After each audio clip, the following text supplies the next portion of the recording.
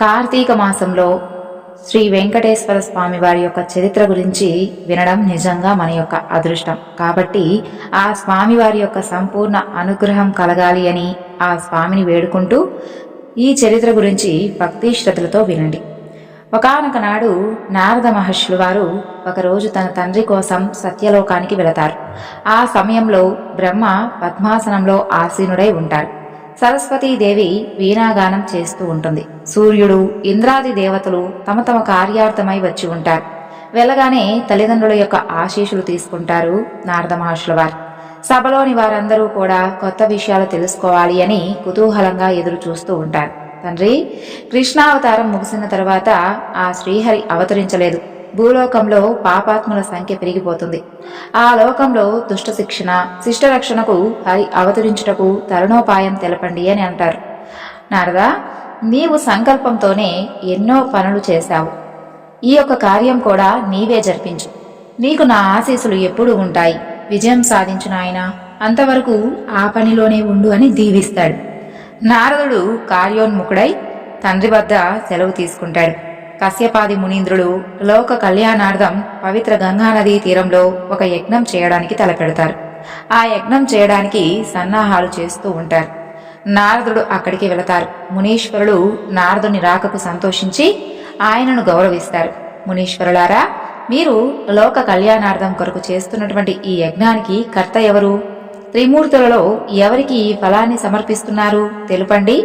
ఈ విషయంలో నాకు కలిగినటువంటి ధర్మ సందేహాన్ని నివృత్తి చెయ్యండి అని అంటాడు నారదుడు.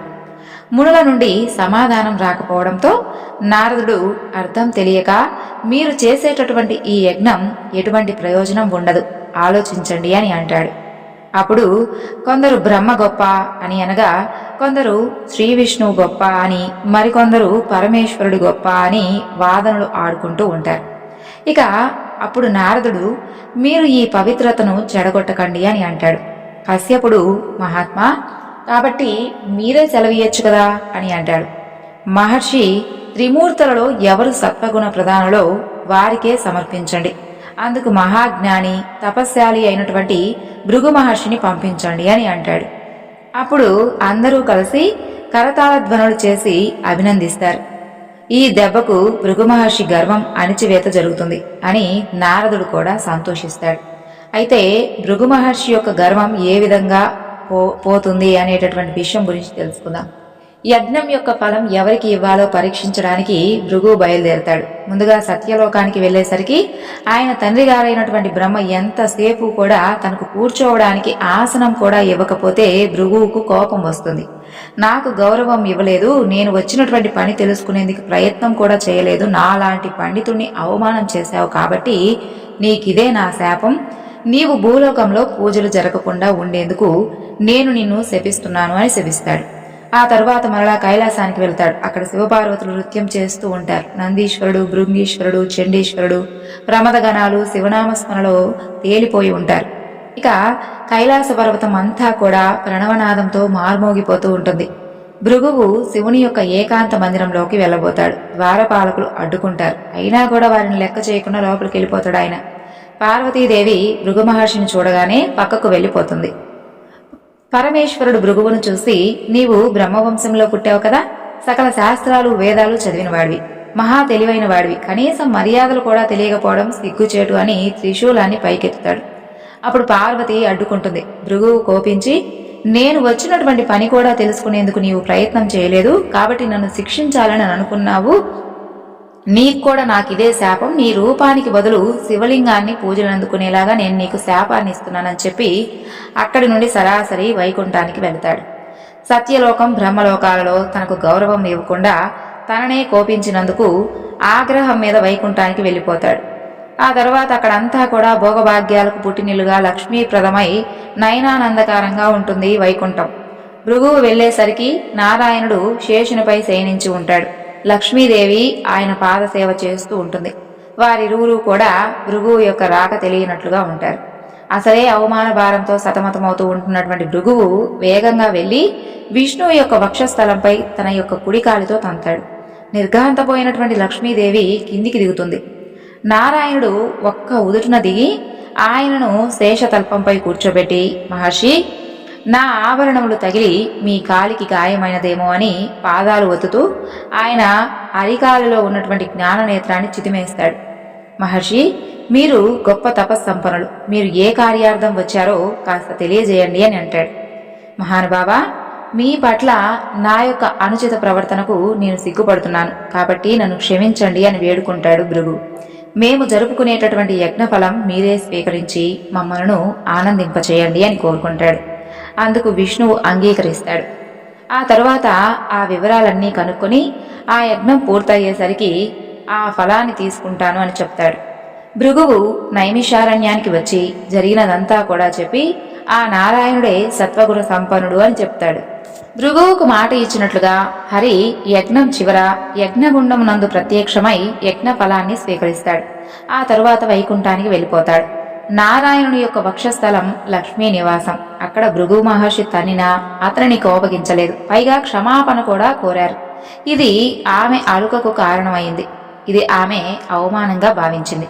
14 భువనాలకు అంటే అతల, వితల, సుతల, తలాతల, రసాతల, మహాతల, పాతాల, భూలోక, భువర్లోక, సువర్లోక, తపోలోక, మహాలోక, జపర్లోక, సత్యలోకములు అని అర్థం. వీటన్నిటికీ కూడా అధినేత అయినటువంటి 33 కోట్ల దేవతలకు దేవదేవుడు, 84 లక్షల జీవరాశులకు రక్షణకర్త అయినటువంటి నారాయణుణ్ణి ఇలా చేయడం భరించలేక ఆవేదన వ్యక్తం చేసింది లక్ష్మీదేవి.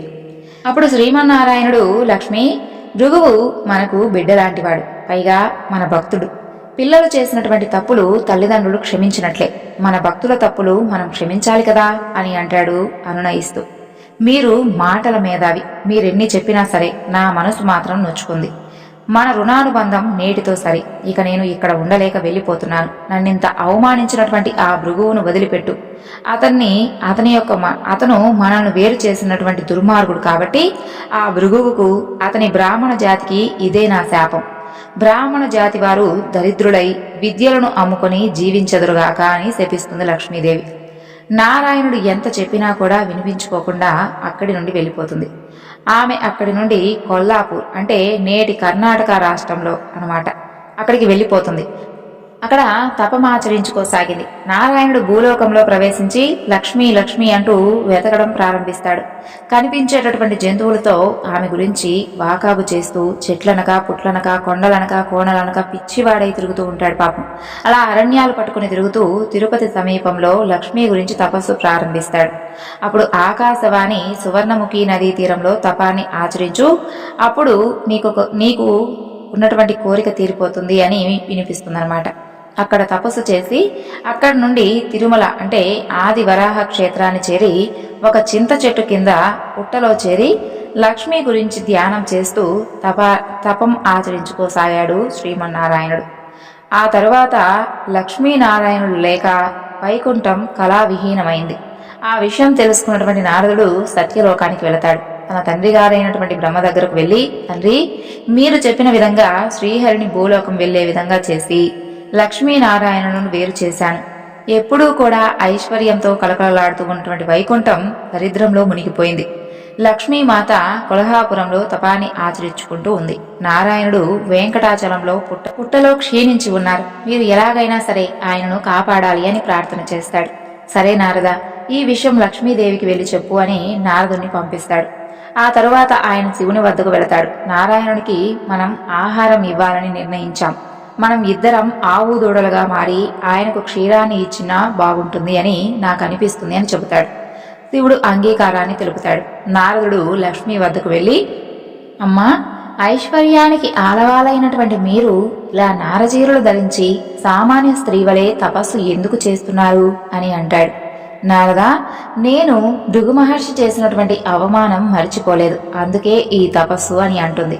తల్లి, అక్కడ నారాయణుడు నిద్రాహారాలు మాని నిన్ను కలవరిస్తూ శేషాచలం అడవుల్లో ఒక పుట్టలో ఉన్నారు. మీరు బ్రహ్మరుద్రులతో వెళ్ళి ఆయనను కాపాడండి అని చెప్పి వెళ్ళిపోతాడు. నారాయణుడి యొక్క స్థితికి కాసేపు చింతిస్తుంది లక్ష్మీదేవి. ఆ తరువాత బ్రహ్మ రుద్రులను ప్రార్థిస్తుంది. వారిరువురు వెంటనే ఆమెకు ప్రత్యక్షమవుతారు. లక్ష్మీదేవి జరిగింది చెప్పి అందుకు తగినటువంటి సలహా ఇమ్మని వేడుకుంటుంది. అప్పుడు, జగన్మాత, మేము ఆవు దూడలుగా మారతాము, మీరు గొల్లబామగా, ఆ రూపంలో వచ్చి మమ్మల్ని చంద్రగిరి రాజులైనటువంటి చోళరాజుకు విక్రయించండి, మేము క్షీరాన్ని నారాయణుడికి ఇస్తాము అని చెబుతారు. బ్రహ్మ ఆవుగాను, పరమేశ్వరుడు దూడగాను, లక్ష్మీదేవి గొల్లబామ వలె మారిపోతారు. లక్ష్మి ఆవు దూడతో చంద్రగిరి రాజు అయినటువంటి చోళుణ్ణి కలిసి ఆవు దూడను చూసి, రాజా, ఇవి ఉత్తమ జాతికి చెందినవి, సామాన్య ప్రజలు వీటిని పోషించలేరు, కాబట్టి మీరు తీసుకొని తగినంత ధనాన్ని ఇవ్వండి అని చెబుతుంది. ఆ రాజ దంపతులకు దూడ బాగా నచ్చుతాయి. తగినటువంటి ధనాన్ని ఇచ్చి లక్ష్మిని పంపిస్తారు. ఆ రాజు పశువుల కాపరిని పిలిచి, ఈ ఆవును శ్రద్ధగా మేపి పాలు పితికి అంతఃపురానికి పంపించు అని చెబుతాడు. ఆవుల కాపరి మేపుతున్నప్పుడు ఆ ఆవు మంద నుండి పక్కకు వెళ్ళిపోయి ఎవరూ కూడా చూడకుండా పుట్టలో ఉన్నటువంటి శ్రీహరికి పాలిస్తుంది. గోపాలకుడికి మాత్రం పాలివ్వడం లేదు ఆ ఆవు. అలా కొంతకాలం అలాగే గడిచిపోయింది. రాణికి గోపాలుడిపై అనుమానం వచ్చింది. లేగదూడ ఉన్నటువంటి ఆ ఆవు పాలివ్వకపోవడం ఏమిటి అని. అతను పాలు అమ్ముకుంటున్నాడా లేక తనే వాడుకుంటున్నాడా అని అనుమానం వస్తుంది. వెంటనే అతను పిలిచి, రేపటి నుండి ఆ ఆవు పాలు తీసుకుని రావాలి, లేకపోతే శిక్ష విధిస్తాము అని చెబుతుంది. మరునాడు అతను ఆ ఆవును గమనిస్తూ ఉంటాడు. అది పుట్టలో క్షీరధార వదలడం చూసి చేతిలో ఉన్నటువంటి గొడ్డల్ని పైకెత్తుతాడు. అది గమనించినటువంటి హరి తటాలను పైకి లేవడంతో ఆయనకు దెబ్బ తగులుతుంది. అది చూసి గోపాలుడు మూర్ఛపోతాడు. ఆవు వెంటనే హరి యొక్క రక్తంతో ఎర్రబారినటువంటి శరీరంతో అంబా అని అరుస్తూ రాజును పుట్ట వద్దకు తీసుకుని వస్తుంది. అక్కడ తలపై గాయంతో రక్తం కారుతూ ఉన్నటువంటి నారాయణుని చూసి, తమరెవరో సెలవీయండి, నన్ను క్షమించండి అని అంటాడు. నన్ను నీ వెరుగవా, చూడు అని సాక్షాత్కరిస్తాడు నారాయణుడు.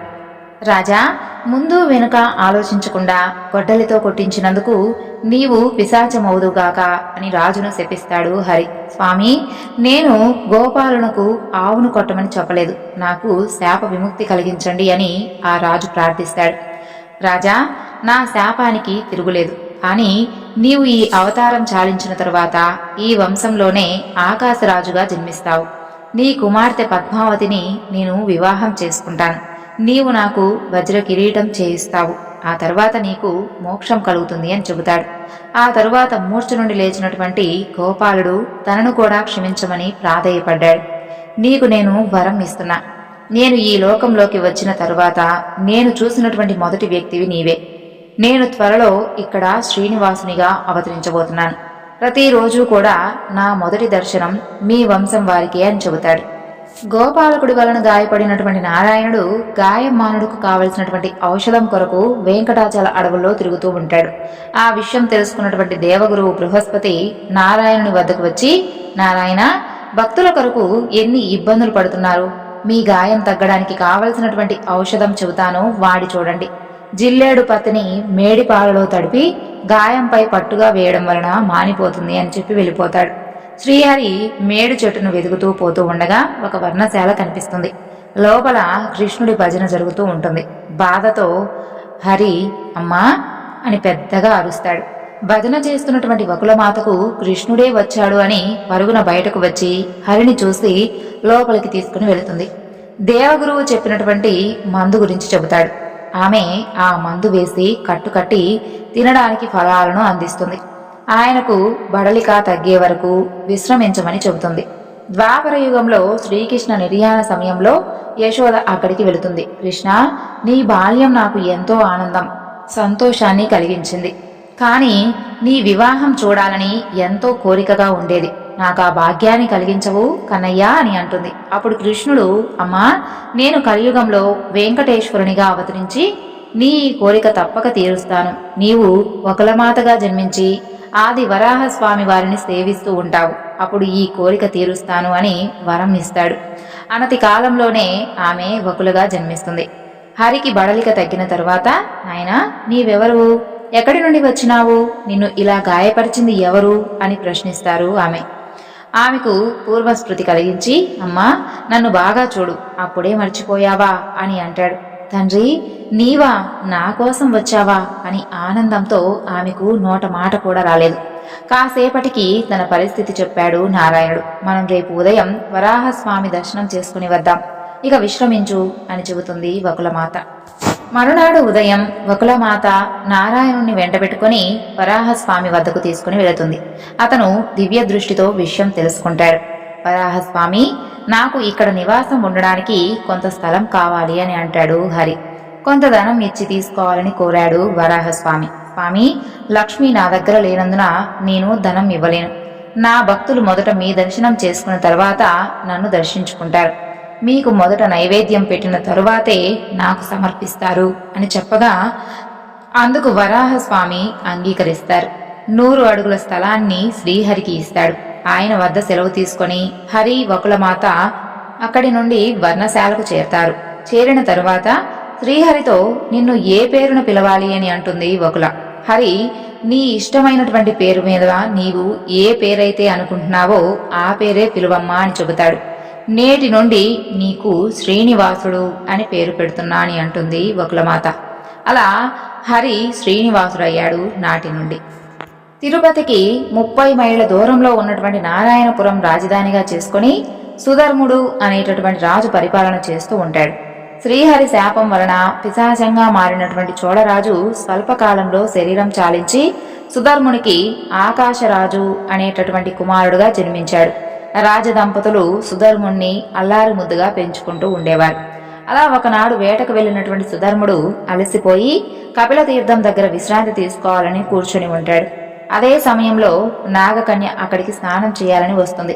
ఆమెను చూసినటువంటి రాజు ఇష్టపడతాడు. వెంటనే గాంధర్వ వివాహం చేసుకుంటాడు. వారిరువురికి జన్మించిన వాడు తొండమానుడు. సుధర్ముడు ఆకాశరాజుకు రాజ్యాన్ని తొండమానుని అప్పగించి కన్నుమూస్తాడు. ఆకాశరాజు ధర్మం తప్పకుండా పాలన చేస్తూ ఉంటాడు.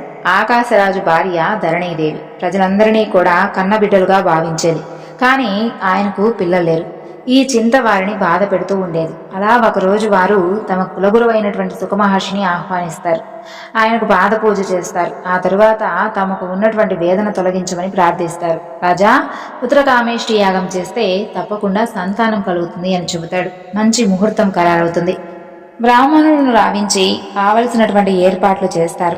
యాగశాల కోసం భూమిని బంగారు నాగలితో దున్నుతూ ఉండగా నాగలికి ఏదో తగిలినట్లుగా అనిపిస్తుంది.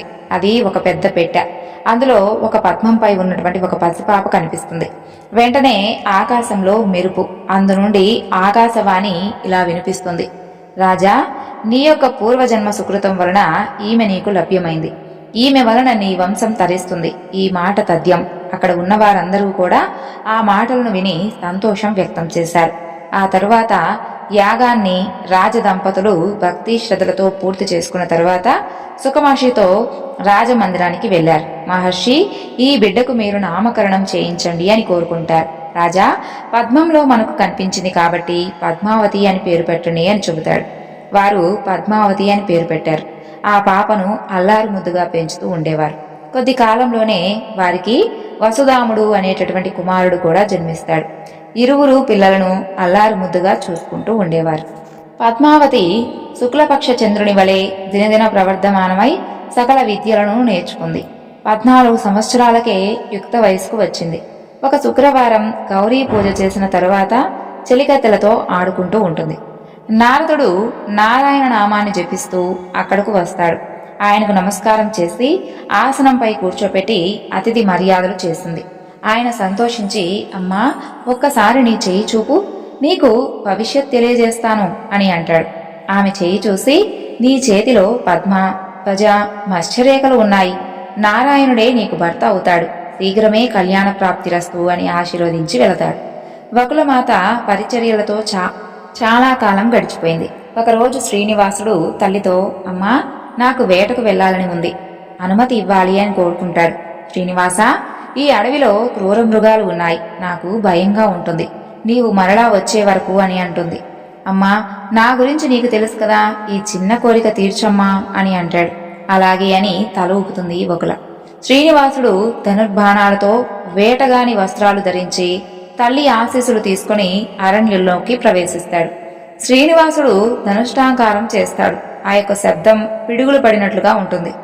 దాంతో మృగాలన్నీ కూడా వాటి యొక్క నివాసాలకు పరుగులు తీస్తాయి. పదునుగల బాణాలతో ఏనుగులను తరిమేస్తాడు. అడవి పందులను, సింహాలను సంహారం చేస్తాడు. ఇంతలో ఒక మదపుటేనుగు ఈంకార ధ్వని వినిపిస్తుంది. ఆ ధ్వని వచ్చిన వైపు వెళ్ళి దానిని పరిగెత్తుతూ వెంబడి అది కష్టం అనిపించి బ్రహ్మను తలచగా ఆయన ఒక శ్వేతాశ్వంని పంపిస్తాడు. దానిని అధిరోహించి వెంబడిస్తాడు. అది చాలా దూరం తిప్పి శ్రీనివాసునికి ఆ తర్వాత కనిపించలేదు. అప్పటికే అలసిపోయినటువంటి శ్రీనివాసుడు కాసేపు అలసట తీర్చుకునేందుకు కాసేపు అలా ఆగుతాడు. సమీపంలో ఉద్యానవనం కనిపిస్తుంది. ఆ లోపలకు ప్రవేశిస్తాడు.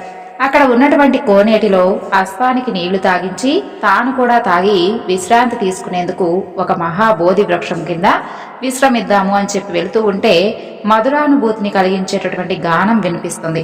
అంతలో పద్మావతి చెలికత్తెలతో అక్కడికి వస్తుంది. ఆమెను చూసి భూలోకంలో ఇంతటి సౌందర్యవంతులు ఉన్నారా అని ఆశ్చర్యపోతాడు. ఆమె చెలికత్తెలతో అతనెవరో ఇక్కడికి ఎందుకు వచ్చాడో కనుక్కోండి అని చెలికత్తెలను పంపిస్తుంది. వారు శ్రీహరి దగ్గరకు వెళ్ళి తమరెవరు, ఇక్కడికి ఎందుకు వచ్చారు అని ప్రశ్నిస్తారు. నేను ఒంటరి వాడిని, శేషాచలం నా నివాసం అని చెబుతాడు. పద్మావతి అతనిని సమీపిస్తుంది. ఆమెతో శ్రీనివాసుడు మీ యొక్క నామం ఏమిటి, మీ తల్లిదండ్రులు ఎవరు అని ప్రశ్నిస్తారు. నేను ఆకాశరాజు కుమార్తెను, నా తల్లి ధరణీదేవి అని చెబుతుంది. ఆ తరువాత మీ యొక్క రూపురేఖలు నన్ను ఎంతగానో ఆకర్షించాయి. నీవు నా కోసమే జన్మించావు. నిన్ను చూడకుండా నేను ఉండలేను. నీకు కనుక ఇష్టమైతే వివాహం చేసుకుంటాను అని చెబుతాడు. పద్మావతి కోపంతో వేటకానివైనటువంటి నీవెక్కడా, మహారాజు కుమార్తెనైనటువంటి నేనెక్కడా, పిచ్చి ప్రేలాపనాలు మాని వెళ్ళిపోండి అని అంటుంది. అప్పుడు రాకుమారి, మీరు లేకుండా నేను వెళ్ళను అని అనగానే ఆమె ఆగ్రహంతో చెరులకు సైగ చేస్తుంది. వారు అతనిని రాళ్లతో కొట్టగా ఆ దెబ్బలకు అశ్వం చనిపోతుంది. గాయాలతో రక్తం కారుతూ తన యొక్క నివాసంలోకి అడుగు పెడతాడు శ్రీహరి. శ్రీనివాసుడు పక్కపై పరుండి ఉంటాడు. తల్లి ఇచ్చినటువంటి పలహారం కూడా తినలేదు. వకులమాత శ్రీనివాసుడు వద్ద కూర్చొని గాయాలతో ఉన్నటువంటి శ్రీనివాసుని చూసి బాధపడుతుంది. తండ్రి, నిన్ను నా గాయపరిచింది ఎవరు అని అడుగుతుంది. ఆయన మౌనాన్ని వహిస్తారు. నాయనా, నా దగ్గర కూడా దాపరికం ఎందుకు, నేను నీ తల్లిని కానా, చెప్పు అని పదే పదే అడుగుతుంది. అప్పుడు అమ్మా, నేనొక మదపుటేనుగును వేటాడుతూ అలసిపోయి ఒక ఉద్యానవనంలో అడుగుపెట్టి కొలనులో నీరు త్రాగి విశ్రాంతి తీసుకోవాలని అనుకుంటూ ఉన్నా. అంతలో రాకుమార్తె కనిపించేసరికి ఆమెను వివాహం చేసుకుంటాను అని అన్నాను. ఆమె ఈ విధంగా కొట్టించింది అని చెబుతాడు. శ్రీనివాసుని యొక్క వాక్యాలు విన్నటువంటి వకుల, నాయనా, నీవెక్కడా, మహారాజు గారి అమ్మాయి ఎక్కడా, ప్రేమకు తారతమ్యం ఉండదా, దరిద్రులకు రాజబిడ్డ అసలు ఏమాత్రమైనా ఇస్తారా, నా మాట విని నీ మనసును మార్చుకో అని హితబోధ చేస్తుంది. అమ్మా, ఈ పద్మావతి ఎవరో కాదు. నేను రామావతారంలో ఉన్నప్పుడు సీతాపహరణ సమయంలో అగ్నిదేవుడు మోసం చేసి రావణుడితో సీతకు బదులుగా వేదవతిని పంపించాడు. రావణ సంహారం తరువాత సీత అగ్ని ప్రవేశం చేసిన తరువాత అగ్ని ఇద్దరు సీతలతో వచ్చి జరిగినటువంటి విషయాన్ని చెప్పాడు. అప్పుడు సీత వేదవతిని వివాహం చేసుకోమని కోరింది. కలియుగంలో చేసుకునేందుకు అంగీకారాన్ని తెలిపాను. ఆ వేదవతియే ఈ పద్మావతి. ఆనాడు నేను ఇచ్చినటువంటి మాట నిలబెట్టుకోవాలి కదమ్మా అని అంటాడు శ్రీనివాసుడు.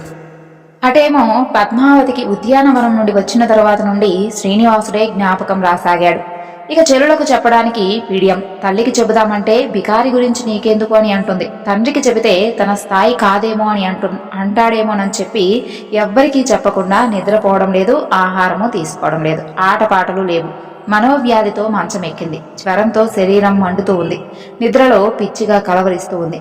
కుమార్తె యొక్క వ్యాధి రాజదంపతులకు అంతుపట్టనదైంది. రాజవైద్యులను భూత వైద్యులను పిలిపించి మందులు ఇప్పించారు, యంత్రాలు కట్టించారు. అయినా కూడా మార్పు లేదు.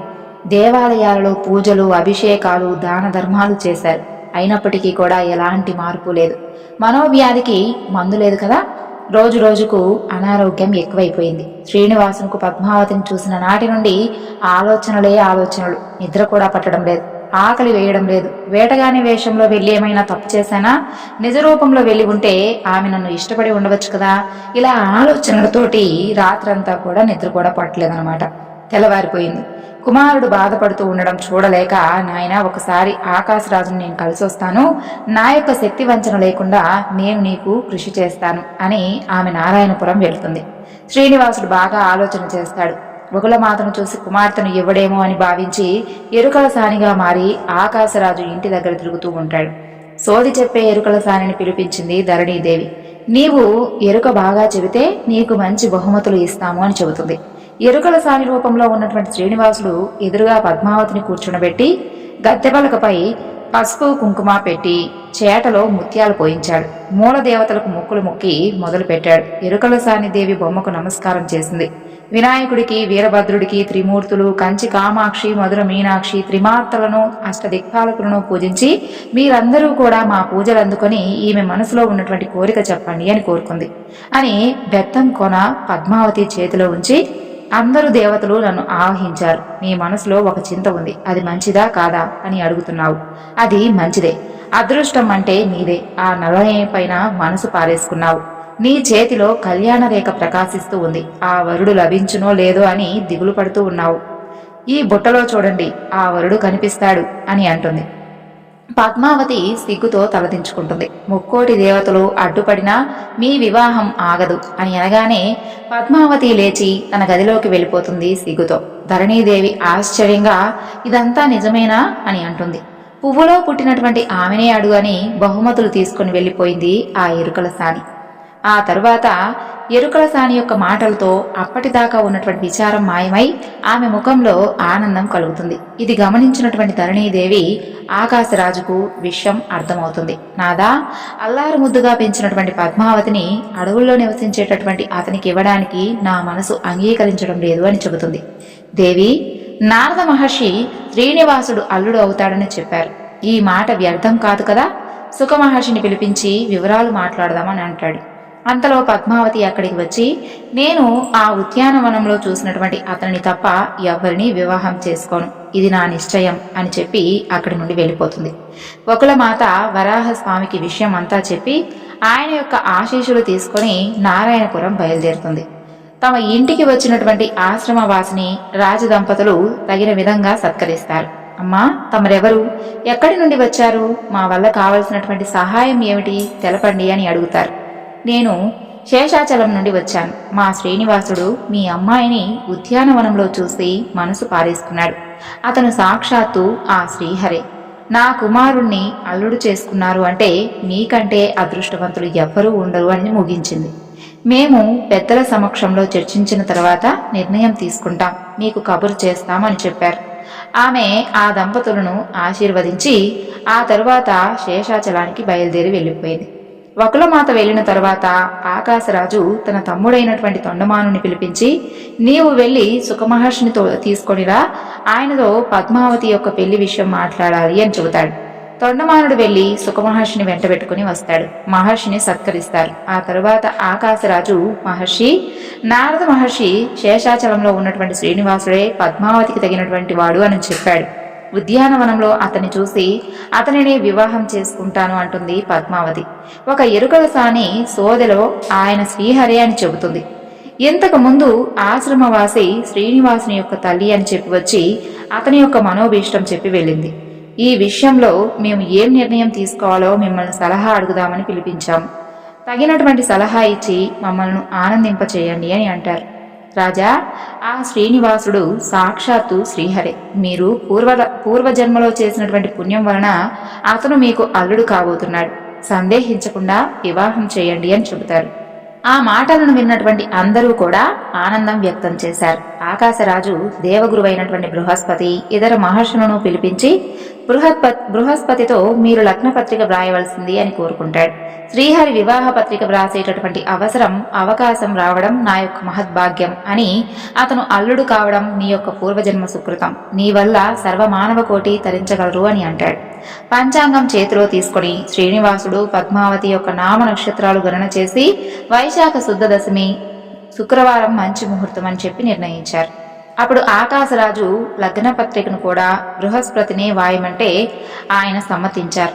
ఆకాశరాజు శ్రీనివాసునికి వ్రాసినటువంటి లేఖ, ఆర్య, తమకు నా పుత్రిక పద్మావతినిచ్చి వివాహం జరుపుటకు పెద్దలు నిశ్చయించారు. అందులకు ఈ యొక్క వైశాఖ శుద్ధ దశమి శుక్రవారం మంచి ముహూర్తం కుదిరింది. కాబట్టి తమరు బంధుమిత్ర సపరివార సమేతంగా వచ్చి మా కన్యాదానం స్వీకరించి మమ్మల్ని కృతార్థులను చేయ ప్రార్థన. ఇట్లు ఆకాశరాజు. ఆ తరువాత సుఖమహర్షికి ఈ లేఖను లగ్నపత్రికను ఇచ్చి శ్రీనివాసుని వద్దకు పంపించాడు. సుఖమహర్షి ఆశ్రమం చేరగానే శ్రీనివాసుడు నమస్కారం చేశాడు. ఆ తరువాత అతిథి మర్యాదలు చేశాడు. అనంతరం ఆకాశరాజు పంపించినటువంటి లగ్న పత్రికను, ఆకాశరాజు పంపించినటువంటి ఉత్తరమును సుఖమహర్షి శ్రీనివాసునికి ఇచ్చాడు. ఆ లేఖను చదివి సుఖమహర్షిని అనేక విధాలుగా కొనియాడారు. వకులమాత ఇచ్చినటువంటి ఆతిథ్యం స్వీకరించాడు. ఆకాశరాజు గారి యొక్క పాదపద్మాల సన్నిధికి శేషాచలం నివాసి అయినటువంటి శ్రీనివాసుడు ఆనందించి కృతజ్ఞతతో రాయి లేఖ విషయాలు, తాము పంపినటువంటి శుభలేఖ చూసి నేను చాలా సంతోషించాను. మీరు నిర్ణయించినటువంటి లగ్న కాలానికి సపరివారంగా వచ్చి కన్యాదానం స్వీకరించదనని మనవి చేస్తున్నాను. ఇట్లు శేషాచలం నివాసి అని శ్రీనివాసుడు రాసినటువంటి లేఖను సుఖమహర్షికి అందించాడు. సుఖమహర్షి ఆ లేఖను ఆకాశరాజుకు ఇచ్చాడు. అది చదివి రాజు ఎంతగానో ఆనందించాడు. సుఖమహర్షిని సన్మానించాడు. నారాయణ స్మరణ చేస్తూ శ్రీనివాసుని వద్దకు వచ్చి నమస్కరించాడు నారదుడు. హరి నారదుణ్ణి ఆసనంపై కూర్చునబెట్టాడు. ఆర్తరక్షక, త్రేతాయుగంలో వేదవతికి ఇచ్చినటువంటి మాట చెల్లిస్తూ ఉన్నారు. ఆ వేడుక చూసి ధన్యులవుతాం అని అన్నాడు నారదుడు. నారదా, కళ్యాణానికి కావలసినటువంటి ధనం నా వద్ద లేదు. లక్ష్మి లేకుండా పోయింది కాబట్టి నా చేతిలో ధనం లేదు. రాజుగారితో వియ్యం ఏం చెయ్యాలి? తగినటువంటి ఉపాయం చెప్పండి అని అంటాడు హరి. స్వామి, ఎందుకు చింతన? మీకు ధనం కుబేరుని వద్ద తీసుకోవచ్చు కదా అని అంటాడు నారదుడు. శ్రీహరి గరుడుని ద్వారా వర్తమానం కుబేరునకు పంపిస్తాడు. గరుడు కుబేరుని హరి దగ్గరకు చేర్చాడు. నారదుడు కుబేరుడితో, ఈ యొక్క వైశాఖ శుద్ధ దశమి శుక్రవారం శ్రీహరికి వివాహం నిశ్చితార్థం జరిగింది కదా, అందుకే నీవు ధన సహాయం చేసి ఈ కార్యాన్ని గట్టెక్కించు అనిను. కుబేరుడు అంగీకరించాడు. 3364 కోట్ల రామనిష్కములను ఇచ్చి పత్రం రాయించుకున్నాడు. అందుకు సాక్షులుగా బ్రహ్మ పరమేశ్వరుడు సంతకాలు చేశారు. కుబేరా, నీవిచ్చినటువంటి ధనానికి వడ్డీ చెల్లించి కలియుగాంతమున మొత్తం చెల్లించదనని హరి చెప్పాడు. కుబేరుడు సంతోషంగా వెళ్ళాడు. శ్రీనివాసుడు కళ్యాణానికి ధనం సమకూర్చినందుకు ఎంతో సంతోషించాడు. ఇక హరి తన సోదరుడు గోవిందరాజు స్వామివారిని పిలిచి, సోదరా, కుబేరుడు వద్దకు వెళ్లి ధనం తీసుకుని విశ్వకర్మను పిలిచి వసతి గృహాలు నిర్మించు అని చెబుతాడు. గోవిందరాజస్వామి వివాహానికి కావలసినటువంటి మందిరాలు, మండపాలు, ప్రాంగణాలు నిర్మిస్తాడు. శేషాచలం కలియుగ వైకుంఠమైంది. గోవిందరాజస్వామి చేతిలో ధనరేఖలు ఉండడం వలన ధనం ఖర్చు పెట్టినటువంటి కొద్దీ పెరుగుతూ ఉంది. అమ్మా, శుభలేఖలు ఎవరెవరికి పంపించాలి చెప్పు అని అంటాడు హరి. నాయనా, నీవు దేవదేవునివి, 14 లోకాలలో అందరికీ శుభలేఖలు పంపించు అని చెబుతుంది వకుల. గరుడికి శుభలేఖలు అందజేయాలని పంపించాడు శ్రీహరి. ఆహ్వానితులందరూ కూడా బయలుదేరి శేషాచలానికి చేరుకున్నారు. బ్రహ్మ, సరస్వతి, శివపార్వతులు, శచి, ఇంద్రుడు, నారదుడు, అష్టదిక్పాలకులు, బృహస్పతి, మహర్షులు, అప్సరసలు, వినాయకుడు మొదలైనటువంటి వారందరూ కూడా హరి యొక్క వివాహానికి విచ్చేశారు. అగ్నిదేవుడు పంచభక్ష పరమాన్నాలు అతిథులకు వడ్డించి చందన కస్తూరి తాంబూలాలు ఇచ్చి సత్కరించాడు. వాయువు పరిమళాలు వెదజల్లాడు.